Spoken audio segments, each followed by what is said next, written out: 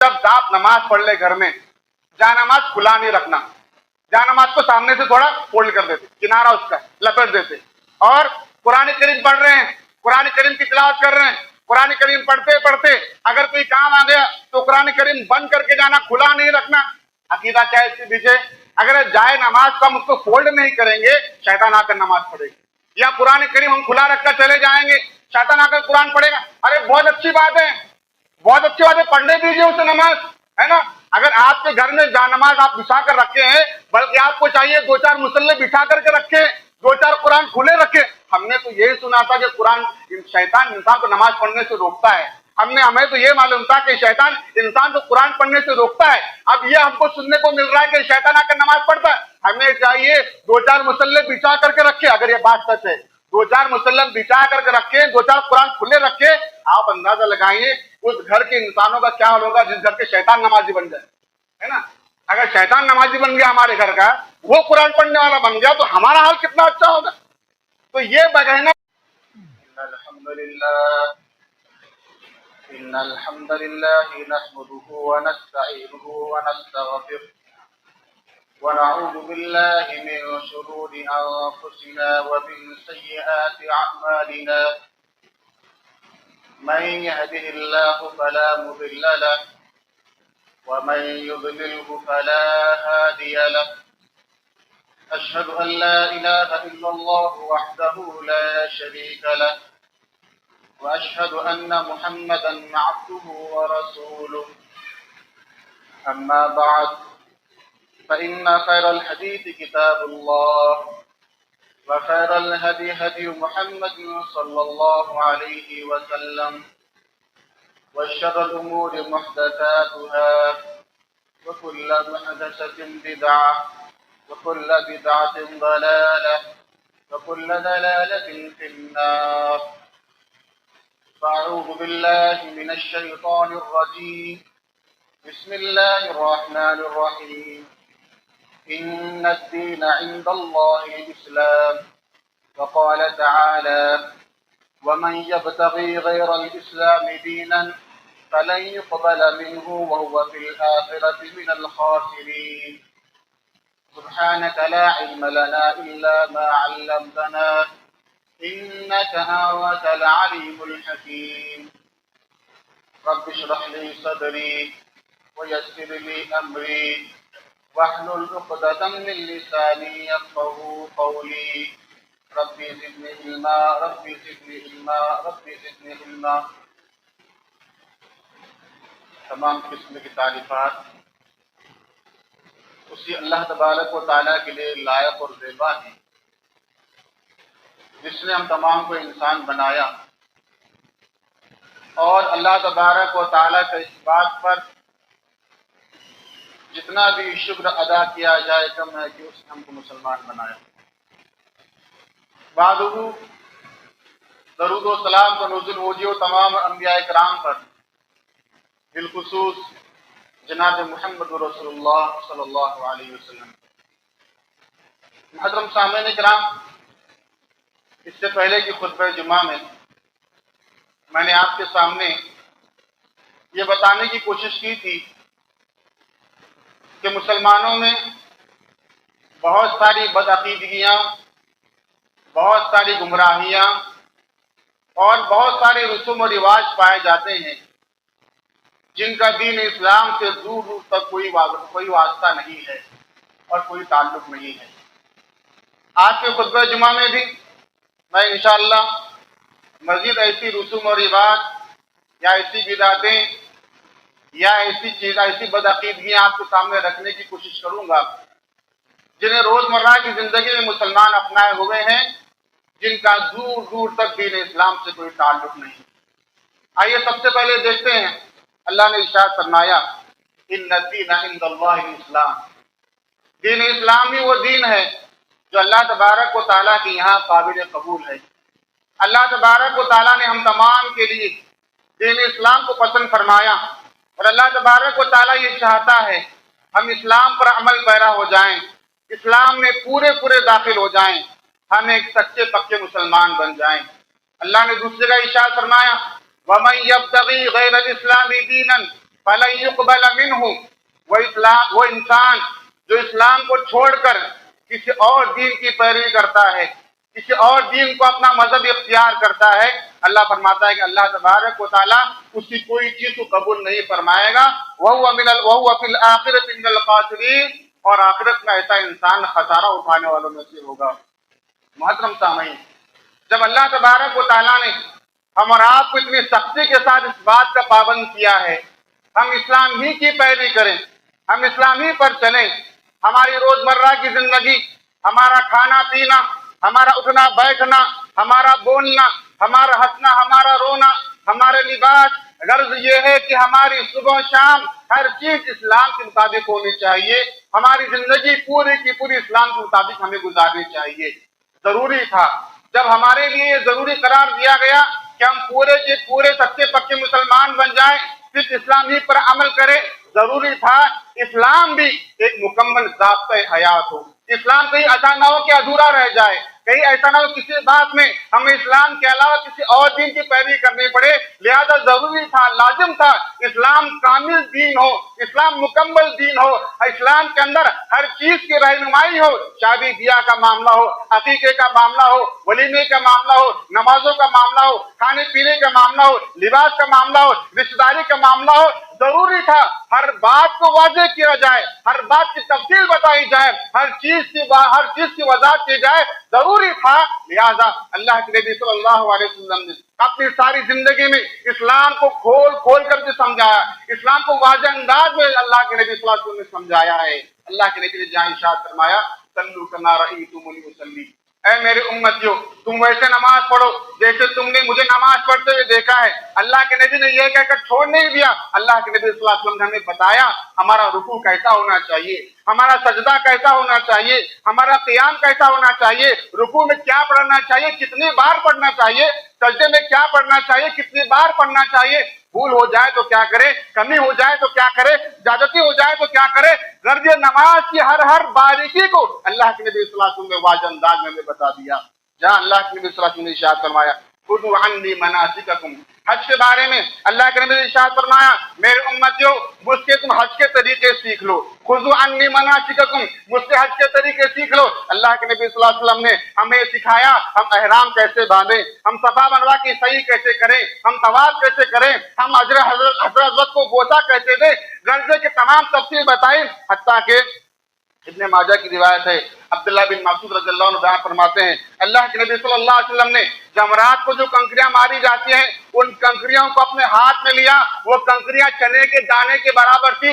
اللہ کے نبی صلی اللہ علیہ وسلم اپنی امتیوں کو سکھا رہے ہیں، بتا رہے ہیں، تعلیم دے رہے ہیں کہ جب تم جمرات کو کنکریاں مارنا ایسی کنکریاں مارنا، کوئی بڑا پتھر مت لانا، کوئی چپل نہیں لانا، کوئی جوتا نہیں اٹھانا۔ اللہ کے نبی صلی اللہ علیہ وسلم دیکھیے کتنی باریکی کے ساتھ اپنی امتوں کو تعلیم دے رہے ہیں کہ ایسی کنکریاں چنے کے دانے کے برابر۔ عبداللہ بن مسعود بیان فرماتے ہیں اللہ کے نبی نے اپنے ہاتھ میں لی اور کہا جب جمرات کو کنکریاں مارنا ایسی کنکریاں مارنا، اور اللہ کے نبی نے ارشاد فرمایا ایاکم والغلو، اور دین میں غلو کرنے سے بچنا، دین میں غلو کرنے سے بچنا، کیونکہ تم سے پہلے قومیں اسی غلو کی وجہ سے ہلاک و برباد ہو گئی۔ غلو کرنا مطلب کیا؟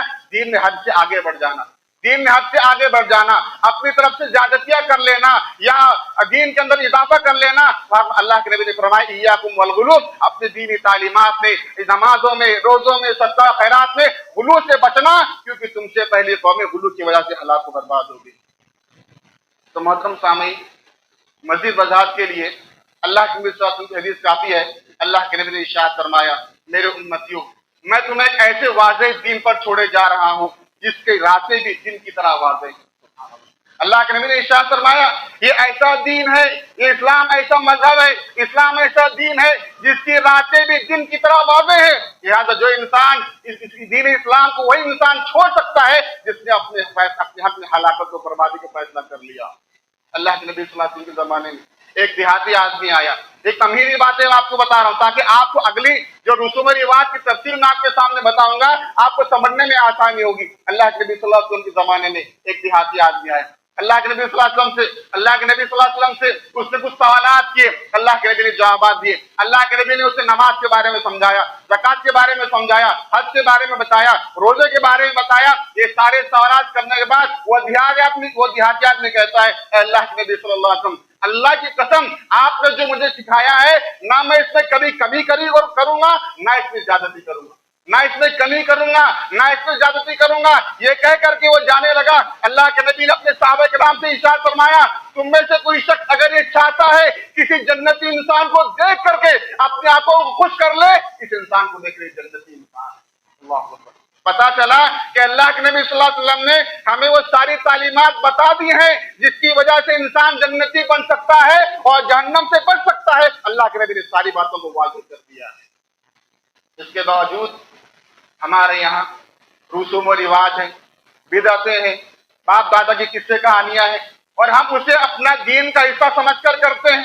और ऐसा ना करने वाले को बेदीन जानते हैं, दीन से बाहर जानते हैं, बेअमल जानते हैं, बुरा समझते हैं। और हमारी पूरी जिंदगी आप देखें, दीन इस्लाम में अल्लाह के नबी सल्लल्लाहु अलैहि वसल्लम ने जो एक शरीयत हमें बताई थी, उसके मुकाबिल में बराबर हमने शरीयत बना ली है, उस पर हम अमल करते हैं और समझते हैं कि ये इस्लाम है। अल्लाह, कितने मामला पैदा होने से लेकर, इंसान के पैदा होने से लेकर मरने तक, हर बात के लिए हमारे पास एक रस्म है, हर बात के लिए हमारे पास एक बिदअत है, हर चीज के लिए हमारे पास एक रिवाज है।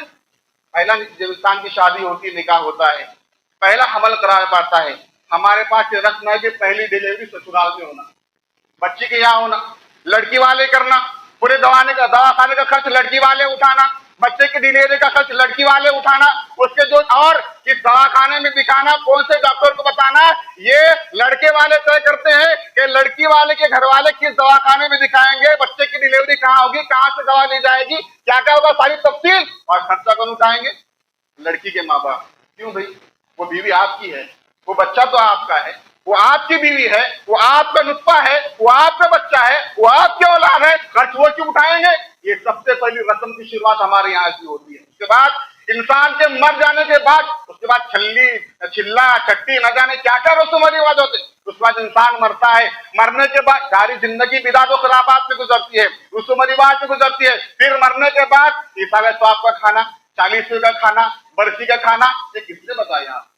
ये किसने बताया आपको? क्या अल्लाह के नबी की कोई हदीस आपके पास है? क्या किसी साहबी का अमल आपके पास है? क्या अल्लाह तबारक व तआला कोई फरमान आपके पास है? क्या कुरान की कोई आयत आपके पास है? इस अमल को पेश करने के लिए आप बताएं मुझे। अलगरज, पैदा होने से लेकर मरने के बाद तक हम सारी जिंदगी रस्म व रिवाज पर अमल करते चले आते हैं। मोहतरम सामईन इकराम, आइए देखते हैं एक बहुत बड़ी गुमराही जो मुसलमानों में पाई जाती है, वो क्या है? कुरान करीम के मुताल्लिक शायद मैंने इससे पहले कभी आपके सामने जिक्र किया होगा। हमारे यहाँ कुरान से हमारा दूर दूर तक ताल्लुक नहीं होता। घर में कुरान हम ला कर रखते हैं और बेटी को विदा करते वक्त दहेज में तो कुरान के सामने विदा कर दिया जाता है। अब वो कुरान उठा करके मालाए ताक रख दिया जाता है, ऊपर रख दिया जाता है। कभी किसी के मैयत का मौका आया या घर के ठंडिक का मौका आया, कुरान निकाला जाता है। अब कुरान ऊपर रखा हुआ है, निकालते निकालते कभी कभी अचानक ऐसा होता है कुरान गिर जाता है। अब कुरान गिर गया, अब क्या करना? सारे घर के लोग परेशान। फिर क्या?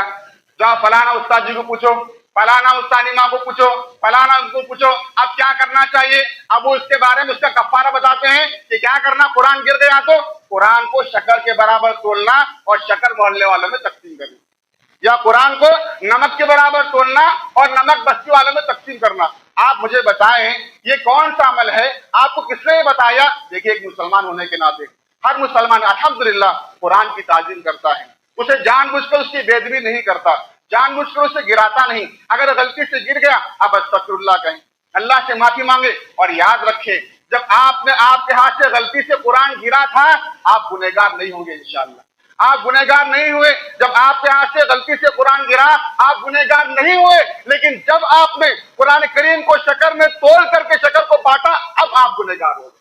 अब आप गुनहगार हो गए, क्योंकि अब आपने कुरान की बेहरमती की है। आपने अल्लाह के कलाम को, जिसके बारे में अल्लाह ने इरशाद फरमाया, लौ अंज़लना हाज़ल कुरआन अला जबलिन लरअयतहु खाशिअन मुतसद्दिअन मिन खश्यतिल्लाह। अल्लाह फरमाता है, अगर हमने कुरान किसी पहाड़ पर नाज़िल किया होता, वो पहाड़ हमारे खौफ के बेजा रेजा हो जाता। اللہ کا یہ کلام اتنا بھاری ہے، اللہ فرماتا ہے ہم نے اس قرآن کو اگر کسی پہاڑ پر نازل کیا ہوتا وہ پہاڑ ریزہ ریزہ ہو جاتا، ہم نے اس قرآن کو شکر کے برابر تولا۔ آپ مجھے بتائیں، میں آپ سے کہوں میں آپ کو شکر کے برابر تولتا ہوں چلیے اور شکر تقسیم کرتا ہوں، آپ کیا کہیں گے؟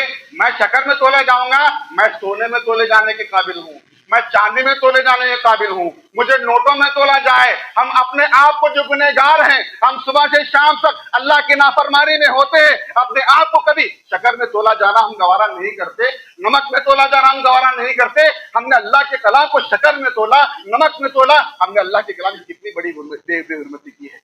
اللہ تبارک و تعالیٰ قرآن کریم میں ارشاد فرماتا ہے وَنُنَزِّلُ مِنَ الْقُرْآنِ مَا هُوَ شِفَاءٌ وَرَحْمَةٌ لِّلْمُؤْمِنِينَ وَلَا يَزِيدُ الظَّالِمِينَ إِلَّا خَسَارًا۔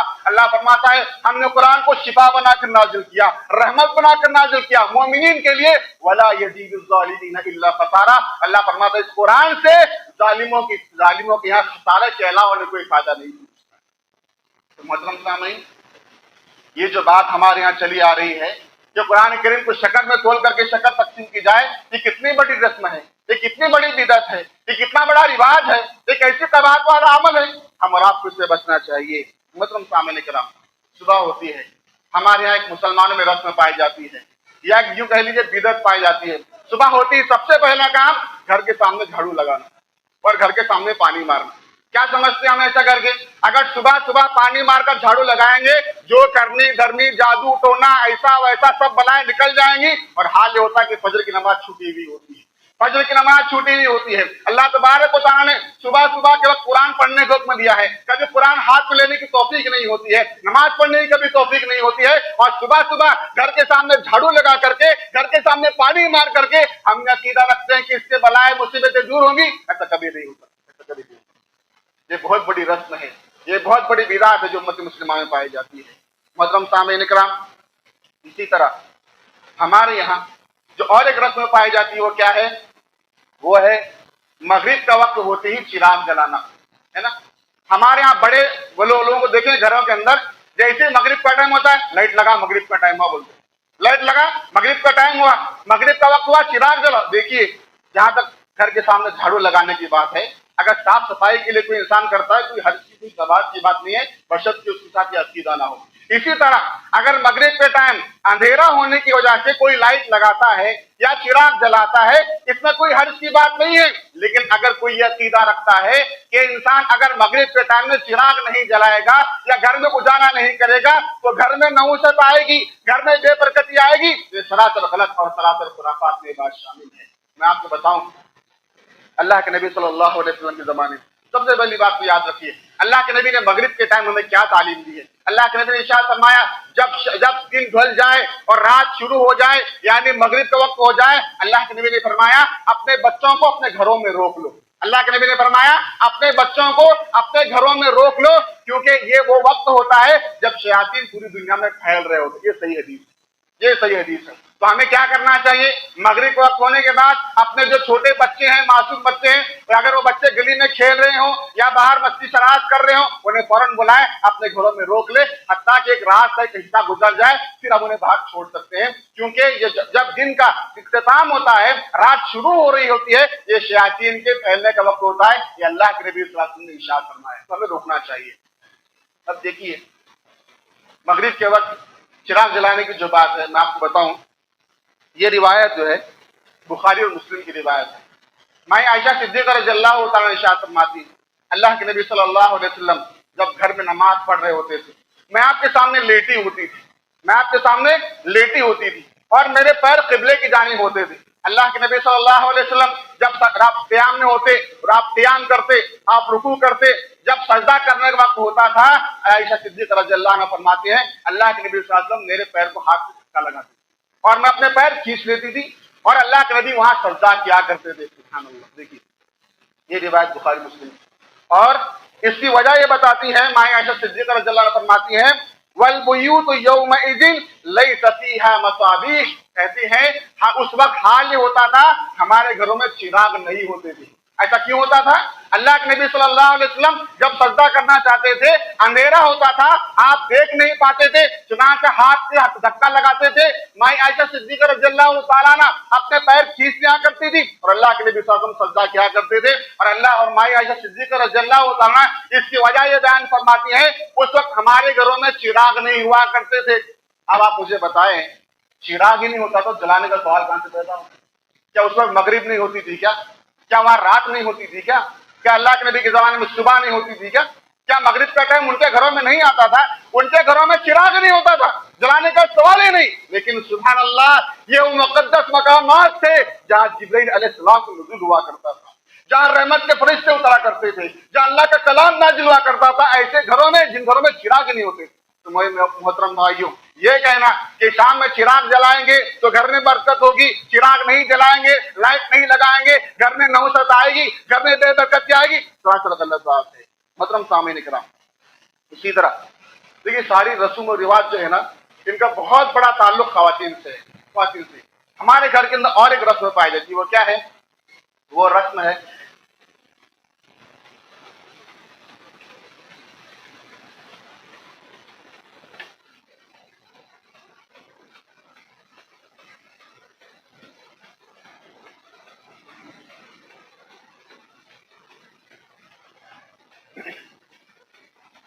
हमारे घरों में और एक रस्म पाई जाती है, वो क्या है? अजान होते वक्त सर पर पल्लू लेना। ये क्या है? ये दीन का कोई हिस्सा नहीं, इसका दीन से कोई ताल्लुक नहीं है। ये हमारे घरों में बड़े बड़कों की एक रस्म है जो बरसों से चलती चली आ रही है। क्या? जैसी अजान सुनाई देती है, घर की बड़ी खवातीन, छोटे जो लड़कियां हैं, बहुएं हैं, बेटे हैं, उनसे कहते हैं सर पर पल्लू ले, अजान हो रही है। आप देखिए, सबसे पहली बात तो ये, अल्लाह के नबी सल्लल्लाहु अलैहि वसल्लम ने, बुखारी की रिवायत है, अल्लाह के नबी सल्लल्लाहु अलैहि वसल्लम ने अजान के वक्त हमें क्या तालीम दी? बुखारी की रिवायत, अल्लाह के नबी ने इरशाद फरमाया, जब तुम मुअज्जिन को अजान कहता हुआ सुनो, वही अल्फाज दोहराओ जो मुअज्जिन कहता है। उसके बाद मुझ पर दरूद पढ़ो, उसके बाद दुआ पढ़ो, अल्लाहुम्मा रब्बा हाज़िही दावति ताम्मा व सलातिल क़ाइमा आति मुहम्मद। ये सारी दुआ अल्लाह के नबी ने सिखाई। अल्लाह के नबी ने फरमाया, जिसने ऐसा किया उसके लिए मेरी शफ़ाअत वाजिब हो गई, कल क़यामत के दिन मैं उसकी सिफारिश करूंगा, शफ़ाअत करूंगा। यहाँ अल्लाह के नबी सल्लल्लाहु अलैहि वसल्लम ने हमें ये तालीम नहीं दी है कि अजान हो तो पल्लू लेना। इसका मतलब ये नहीं कि औरत हमेशा बगैर पल्लू चले। मेरी बात को मतलब समझिए आप। एक इल्मी मसला बताता हूँ मैं आपको। देखिए, बड़ी तहकीक मैंने इस बारे में की है। अगर खातून घर में अकेली है, या खातून सारी खवातीन है, या औरत घर में है, उसका भाई है, उसका शौहर है, उसका बेटा घर में है, ऐसी सूरत में अगर किसी औरत के सर पर पल्लू नहीं होता है, कोई हर्ज की बात नहीं है, कोई हर्ज की बात नहीं है। अगर घर में अकेली औरत है या खवातीन के साथ है, या शौहर है, बेटा है, भाई है, ऐसी सूरत में अगर किसी औरत के सर पर पल्लू नहीं होता है, कोई हर्ज की बात नहीं है, कोई गुनाह की बात नहीं है, कोई कबात की बात नहीं है। लेकिन अगर उससे मजबूर ये किया जाए अजान होते ही पल्लू लेना, ये इस्लाम के अंदर बिदअत कहलाता है। ये रस्म और रिवाज है जिसका इस्लाम से कोई ताल्लुक नहीं। हाँ, अल्लाह के नबी सल्लल्लाहु अलैहि वसल्लम ने नमाज के बारे में इरशाद फरमाया। अल्लाह के नबी फरमाते हैं, अल्लाह तबारक व तआला किसी बालिग औरत की नमाज उस वक्त तक कबूल नहीं करता जब तक कि अपने सर पर ओढ़नी ना ओढ़ ले, दुपट्टा ना डाल ले। तो दुपट्टा डालने का, ओढ़नी ओढ़ने का ताल्लुक ये नमाज से, अजान से नहीं है, और इसका ताल्लुक सर के ढाकने का भी औरतों से, मर्दों से नहीं है। इसको भी समझ लीजिए, है ना। हमारे यहाँ मर्दों के लिए भी सर ढाकना लाजिम और जरूरी करार दिया जाता। तो ये अल्लाह के नबी ने फरमाया, अल्लाह ताला किसी बालिग औरत की नमाज उस वक्त तक कबूल नहीं करता है जब तक कि अपने सर पर वो दुपट्टा ना डाल ले। तो लिहाजा सर पर दुपट्टा ओढ़ना ये औरत के लिए नमाज में लाजिमा जरूरी है, अजान के वक्त जरूरी नहीं है। इसी तरह देखिए, हमारे यहाँ और एक चीज पाई जाती है ख्वातीन के अंदर, नजर उतारना। क्या करते हैं, अगर बच्चा रो रहा है या ऐसा लगा कि बच्चे को नजर लगी है, तो नमक के जरिए उसको नजर उतारते हैं, या किसी और चीज से, कोयले के जरिए उसकी नजर उतारते हैं, या नींबू के जरिए नजर उतारी जाती है। जबकि ऐसा करना सरासर बिदअत है। अल्लाह के नबी सल्लल्लाहु अलैहि वसल्लम ने हमें दुआएं सिखाई हैं, हमें उन दुआओं की पाबंदी करनी चाहिए। बात को मैं आगे बढ़ाऊंगा। देखिए, और एक चीज हमारे यहाँ जो पाई जाती है, जो रस्म रिवाज में, जो रसूम रिवाज में शामिल हो, क्या है, हमारे घर की ख्वातीन ने कहती हैं कि जब आप नमाज पढ़ ले घर में, जायनमाज खुला नहीं रखना, जायनमाज को सामने से थोड़ा फोल्ड कर देते, किनारा उसका लपेट देते, और कुरान करीम पढ़ रहे हैं, कुरान करीम की तिलावत कर रहे हैं, कुरान करीम पढ़ते पढ़ते अगर कोई काम आ गया तो कुरान करीम बंद करके जाना, खुला नहीं रखना। अकीदा क्या है इसके पीछे? अगर जाए नमाज तो हम उसको फोल्ड नहीं करेंगे, शैतान आकर नमाज पढ़ेगा, या कुरान करीम हम खुला रखकर चले जाएंगे, शैतान आकर कुरान पढ़ेगा। अरे बहुत अच्छी बात है, बहुत अच्छी बात है, पढ़ने दीजिए उसे नमाज, है ना। अगर आपके घर में नमाज आप बिछा कर रखे हैं, बल्कि आपको चाहिए 2-4 मुसल्ले बिछा करके रखे, 2-4 कुरान खुले रखे। हमने तो यही सुना था कि कुरान शैतान इंसान को नमाज पढ़ने से रोकता है। हमें तो ये मालूम था कि शैतान इंसान को कुरान पढ़ने से रोकता है। अब ये हमको सुनने को मिल रहा है कि शैतान आकर नमाज पढ़ता है। हमें चाहिए 2-4 मुसल्ले बिछा करके रखे। अगर ये बात सच है, 2-4 मुसल्लम बिछा करके रखे, 2-4 कुरान खुले रखे, आप अंदाजा लगाइए उस घर के इंसानों का क्या हाल होगा जिस घर के शैतान नमाजी बन जाए, है ना। अगर शैतान नमाजी बन गया हमारे घर का, वो कुरान पढ़ने वाला बन गया, तो हमारा हाल कितना अच्छा होगा। तो ये बगैना कि मुसल्ला फोल्ड करके रखो वरना शैतान नमाज पढ़ता, कुरान खुला रखेंगे खैतान शैतान आकर पढ़ता है, सरासर गैर शरई बात है। इसका दीन इस्लाम से कोई ताल्लुक नहीं है। आप इस पर मजबूर अपने बहुओं को, और एक किसका काम होता है, घर की जो सास होती है बड़ी और खातून जो होती है उसका ही काम होता है, ऐसा मत कर, ये मत कर, जहाँ नमाज उल्टी खड़ी कर, जमात नमाज को फोल्ड कर, पूरा कुरान खुला रखो नको, सिर पर पल्लू ले, ये सब खवातीन का काम होता है। तो लिहाजा इससे हमको बचना चाहिए। इसी तरह देखिए नमाज पढ़ने का जब मामला आता है, हमारे यहाँ ये समझा जाता है कि औरत और मर्द की नमाज में फर्क है। याद रखिए, अल्लाह की कसम, अल्लाह के नबी सल्लल्लाहु अलैहि वसल्लम से कोई एक हदीस साबित नहीं कर सकता कि अल्लाह के नबी सल्लल्लाहु अलैहि वसल्लम ने मर्द और औरत की नमाज में कोई फर्क बयान किया। अल्लाह के नबी सल्लल्लाहु अलैहि वसल्लम ने वही तरीका औरत के लिए बताया है जो मर्द के लिए है।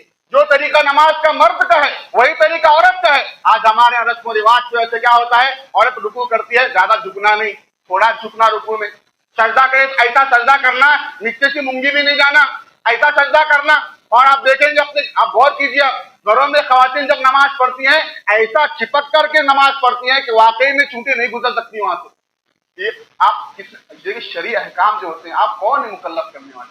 आप बताएं, आप कौन है किसी औरत को इस बात का मुकल्लफ करने वाले? कोई आप हदीस बता सकते हैं कि अल्लाह के नबी ने ऐसा कहा है, औरत सजदा करेगी तो ऐसा सजदा करेगी कि वहां से चूंटी भी ना गुजरने पाए? बल्कि इसकी मुखालिफ एक हदीस आई है, अल्लाह के नबी ने इरशाद फरमाया, क्या इरशाद फरमाया? बुखारी की रिवायत है, और अल्लाह के नबी इरशाद फरमाया, देखो एतदाल के साथ सजदा करो, एतदाल के साथ सजदा करो, और तुम में से कोई भी अपने बाजू सजदे में कुत्ते की तरह ना बिछाए। कुत्ता क्या करता है, दोनों बाजू ऐसा ऐसा रख करके बैठता है। तो जब औरत सजदा करेगी चिपक करके तो दोनों बाजू उसके बिछे हुए हो। तो अल्लाह के नबी सल्लल्लाहु अलैहि वसल्लम ने उल्टा ऐसा सजदा करने से मना किया है, और अल्लाह के नबी ने कहा है तुम में से कोई इंसान ऐसा सजदा ना करे जैसे कुत्ता अपने सामने के बाजू बिछा करके बैठता है। अल्लाह के नबी ने मना के, बुखारी की रिवायत। तो ये फर्क करना और औरत को मजबूर करना कि ऐसा सजदा करे तो नीचे से मुंगी भी नहीं जाना, ये सरासर गैर शरई बात है, ये रस्म व रिवाज की बात है, दीन इस्लाम से इसका कोई ताल्लुक नहीं है। इस तरह देखिए, चलिए बात मुख्तसर करता हूँ मैं, इंशाल्लाह फिर कभी तफसील आपको सुनाऊंगा। 2-4 बातें एक ये हैं, आप ये सारी रस्म व रिवाज जो पाई जाती है ना, कड़ी बजोनों को घर में दलिंदरी आती। अगर घर में बहू खाना बना रही है और चमचा बर्तन को लगा, खट खट आवाज करो को बर्तन की, घर में दलिंदरी आती। क्या है भाई, आप क्या क्या क्या समझते हैं? अगर चमचा बर्तन में लगा, जाहिर सी बात है पकाते वक्त जो अगर सालन के अंदर चम्मच घुमाएगी और तो चम्मच लगेगा। कहते खटखट आवाज करो को घर में दलिंदरी आती, दरवाजा कड़ी खटखट बजों को घर में दलिंदरी आती, चौकट में बैठने को घर में दलिंदरी आती। क्या अकीदे है भाई? किसने बताया आपको, किसने सिखाया? अब आप पूछे ये सारी बातें आप जो कह रहे हैं इसकी क्या दलील है, इस मुस्लिम रिवाज की क्या दलील है? जवाब क्या होता है, वइज़ा क़ील लहुम इत्तबिऊ मा अंज़लल्लाहु क़ालू बल नत्तबिऊ मा अल्फ़ैना अलैहि आबाअना अवलौ काना आबाअहुम ला यक़ीलूना शैअन वला यहतदून। सूरह बकरा आयत नंबर 170। अल्लाह फरमाता है, आप उनसे कहिए आप उस चीज की इत्तबा करें जो अल्लाह ने नाजिल की है। वो क्या कहते हैं, हम उसी की इत्तबा करेंगे जिस पर हमने हमारे बाप दादा को पाया। यही जवाब मिलेगा आपको। हमारे बड़े बड़के करते थे, हम भी करते। इसके अलावा कोई और एक जवाब मिलता है, हाँ ये तो जो बरसों से चलते चले आ रही है, हम कहते हैं हम इस पर ही अमल करेंगे, हमारे बाप दादा को हमने ऐसा करते हुए पाया। दूसरा जवाब क्या होगा, मालूम है वो मेरे को भी नहीं करना, मगर क्या करते, सुनते नहीं घर में।